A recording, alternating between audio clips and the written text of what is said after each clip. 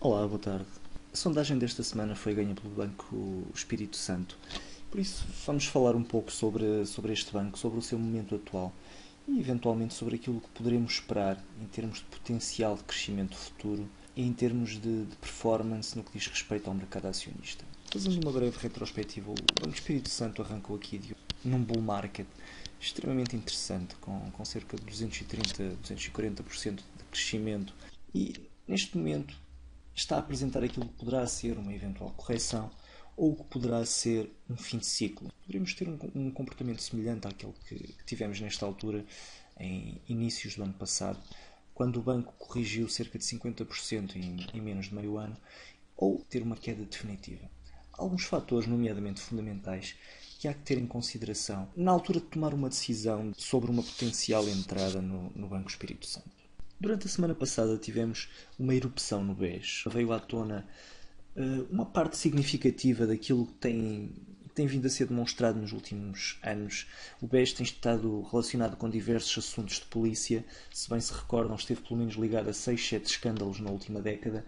E o do desfalque financeiro, do desacerto nas contas, parece ser só mais um deles. O grande problema para o BES neste momento é que realmente há uma grande falta de dinheiro e seria quase imperdoável que se deixasse passar este tipo de situações. O mínimo que se poderá fazer será afastar a atual direção e tentar cortar um pouco com as raízes do banco, tentar fazer uma quebra de ligação com o passado do banco para que haja a mínima interferência possível e para que este escândalo não interfira de forma significativa, em primeiro lugar com o banco em si, mas em segundo lugar e mais importante com a economia como um todo, porque de tudo aquilo que nós não precisamos neste momento em Portugal é de mais um escândalo financeiro. Ora, indo ao rigor e à isenção da análise técnica, o que é que se poderá esperar do BES nos próximos tempos? Eu tive ações do BES durante uma parte do ano passado e durante este ano acabei por vender uma parte da minha posição aqui no aproximar da zona de resistência e fechei totalmente a posição, tinha-o dito na altura no blog, quando houve a quebra em baixa deste mínimo relativo. Este mínimo relativo era para mim uma referência extremamente importante do ponto de vista técnico e a sua quebra em baixa poderá ter significado pelo menos uma inversão de curto-médio prazo no banco. Na altura, a somar a esta questão, tivemos aqui um eventual head and shoulders assimétrico e também me deixou bastante preocupado. Um head and shoulders assimétrico não é muito bonito, mas do ponto de vista técnico acaba por ser um padrão viável e válido quebrado em baixa com volume. Estes dois fatores, somarmos a quebra em baixa do padrão e a quebra em baixa do mínimo relativo, deixaram-me extremamente desconfiante no banco. Na altura falava-se já também no aumento de capital, por isso eu acabei por decidir sair e ainda não reentrei e não penso fazer, muito sinceramente, nos próximos tempos. Durante este período de rally ascendente, foi um rally muito interessante, como já vimos anteriormente, cerca de 35%, mas durante todo esse período de rally tivemos uma quebra muitíssimo significativa no volume. Isso significa que a pressão compradora foi diminuindo ao longo do período ascendente. Pelo contrário, o rally descendente foi levando a um aumento significativo do volume. Até que nós tenhamos uma quebra em alta deste ponto de referência dos 1,24, 1,25, dificilmente não entrarei mesmo no banco. O que é que me faria de facto mudar de ideias? Em primeiro lugar, que este suporte não fosse quebrado em baixa. Caso esta zona de suporte aguente o ímpeto da cotação, poderemos ter um novo rally ascendente no BES. Poderemos ter perfeitamente aqui um rally ascendente no BES, principalmente se o aumento de capital no BCP vier a ser menos significativo do que o esperado. Podemos eventualmente, inclusive, ter aqui uma reação até aos 1,05 e depois, aí sim, continuarmos com o movimento descendente e termos uma quebra em baixa desta zona de suporte. Não estou muito confiante, não estou muito crente que haja uma quebra já desta zona de suporte em baixa e uma continuação da reação descendente. Repare-se, tivemos 25% em pouco mais de cerca de 2 semanas. Tivemos uma reação descendente de 25%. Dificilmente vamos continuar com este movimento descendente, pelo menos abaixo dos 73, 72 cêntimos. Duvido que vamos, sem termos pelo menos uma ida aqui aos 89, 90 cêntimos.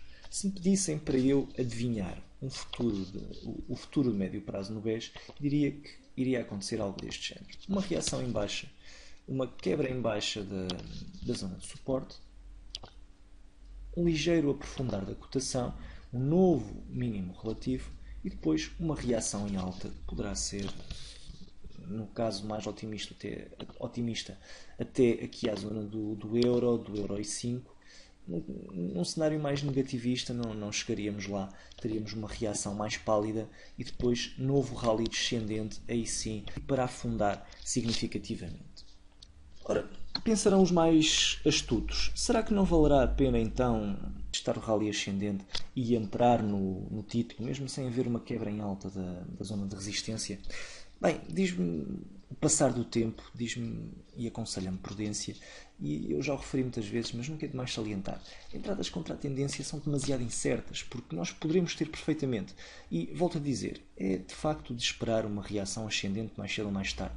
Depois de tantas velas negativas, vamos ter quase de certeza um rally ascendente. Mas tanto pode ser até aqui à zona de 1 euro, 1 euro e 5, como poderá ser até aqui aos 95 cêntimos, como poderá ser até aos 92. Nunca se sabe ao certo. E a menos que nós tenhamos um stop muito apertado e o vamos atualizando diariamente e sejamos no fundo day traders, consigamos acompanhar a cotação no intraday e consigamos verificar uma eventual inversão da tendência de curto prazo, a probabilidade de as coisas nos correrem mal, de haver uma inversão rápida do movimento ascendente e de ficarmos prejudicados é muito significativa. Repare-se, nós esperávamos exatamente a mesma coisa daqui. Eu tinha na altura, inclusive, deixado um post a dizer, quando o BES estava aqui em baixo, a dizer que esperava uma reação em alta a esta primeira zona de suporte. Essa reação aconteceu, surpreendeu-me na altura, volto a dizê-lo, porque não esperava uma reação tão alta durante o período de aumento de capital, mas de um momento para o outro a reação ascendente terminou. Houve muitas pessoas que compraram aqui nos últimos dias da reação, porque esperavam uma ida a máximos, e a reação descendente regressou. Quando nós temos um movimento tão rápido em termos descendentes, 25% em menos de 2 semanas, é de esperar que, mesmo que haja uma reação ascendente, a quebra após essa reação ascendente seja muito rápida e muito forte. Por isso, eu pessoalmente, como não faço day trading, prefiro não interferir neste tipo de movimentos e apanhar a tendência de base. Para um swing trader, para um day trader, poderá ser de facto muito importante. Se calhar nem tanto para um day trader, mas para uma pessoa que tenha uma alavancagem menor, faça swing trading e deixe a posição aberta 2, 3 dias. Em jeito de conclusão, será que se pode dizer que eu considero que o bull market no BES terminou? É uma pergunta que me colocarão certamente e que eu tenho alguma dificuldade em responder neste momento. Repare-se, nós temos o BES com um grande arranque aqui na zona dos 40 cêntimos, uma reação em baixa na zona dos 47 e, eventualmente, poderemos ter aqui uma reação, uma continuação desta reação em baixa, uma queda de mais 20, 25%, digamos, no puro dos exageros, e depois termos um movimento, uma continuidade do movimento ascendente para novos máximos. Isto para os apreciadores das ondas de Elliott, isto seria a primeira onda, a segunda, terceira, uma quarta onda até aqui à zona dos 60 cêntimos, depois uma quinta, uma reação em alta um pouco mais ténue. Poderá ser um cenário possível, um cenário hipotético, não o descarto para já. Agora, entrar nesta situação, entrar neste tipo de cenários, para mim para já é demasiado precoce. Se tivermos uma situação como esta, uma inversão do padrão de mínimos relativos consecutivamente inferiores ao anterior, como tivemos aqui na quebra em alta dos 59 cêntimos, aí eu serei o primeiro a dizer, é para entrar, é a altura, é o momento. Enquanto este cenário não acontecer, enquanto tivermos um máximo relativo tão marcado como este e não o conseguirmos quebrar em alta, para mim será demasiado ambicioso, demasiado arriscado entrar no BES ou em qualquer outro título que tenha apresentado um cenário semelhante a este, e com tantas oportunidades, não só no mercado português, mas nos mercados internacionais, não há qualquer motivo, na minha opinião, para neste momento entrar no BES no ponto atual. Mesmo com uma zona de suporte a ser testada atualmente, e mesmo com a possibilidade de termos uma reação em alta a esta zona de suporte, para mim, sinceramente, parece-me demasiado arriscado uma entrada para position traders. Para quem ainda está dentro, como eu disse anteriormente, o ponto ideal de saída teria sido aqui, nos 1,07, não tendo sido considerado esse ponto de saída como válido, eventualmente Custa-me um pouco dizer isto, mas se calhar sair agora, mesmo que haja uma quebra em baixa desta zona de suporte, poderá ser a vender nos mínimos. O que eu faria pessoalmente seria, se tivesse deixado arrastar até esta situação, eventualmente vender uma parte da posição aqui e desfazer-me da posição quando houvesse uma reação em alta. Foi aquilo que eu tinha dito também na altura a todos os que foram apanhados neste rally descendente. Vender a posição quando foram evidenciados os sinais de inversão do movimento ascendente secundário.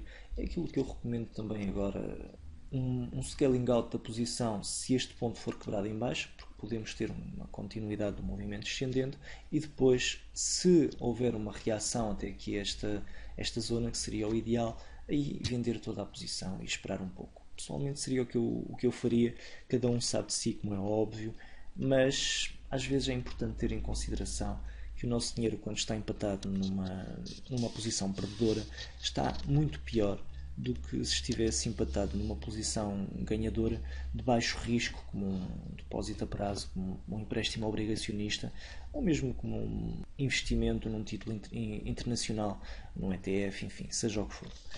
Bem, por hoje então é tudo em relação ao BES. Muito obrigado a todos pela atenção e boa sorte para quem ainda está dentro.